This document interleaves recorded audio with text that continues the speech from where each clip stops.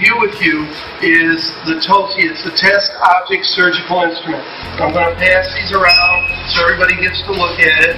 And I'm going to tell you what it is, why you're going to be using it, and how it's going to help you. How's that? What I'm first going to review is a couple things about the important factors for decontam. And we all know water and water quality is one of them. You have hard and soft water, and you have water that can have high and low pH.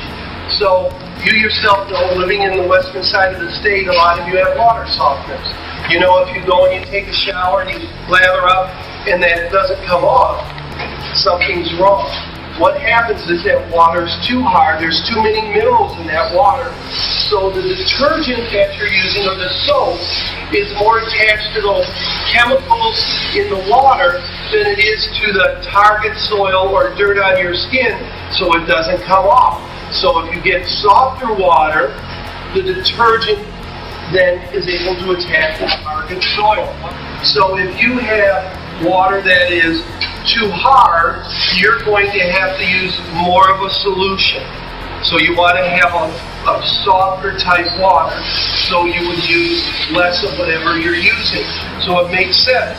If you have poor water quality, you're not going to get a good result on your instruments, because the other part is you could have staining, and then you have to figure out what that stain is. So the next part with water is temperature. Your blood begins to harden or coagulate once it starts getting to 110 degrees and higher. So if you're using, even though you think you're using water, and if that water is hot over 110, it will be washing some things off, but it's making the other components tough and bind with whatever they're there. So if you're pre-soaking and you're using hot water, now in a hospital it's usually 120, not any higher, so somebody doesn't get burned.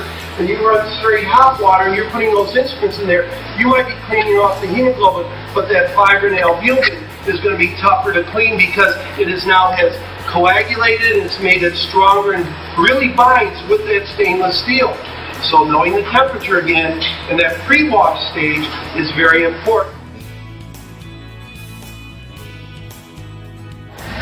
Again, your original, when you get it through, when you're using your spray, that should be cold. That's like your pre-rinse here. But when you're using it inside your enzymatic, you should have sprayed it off with cold water. Yes. Okay, cold water first. Then right within the range, it says right on the label.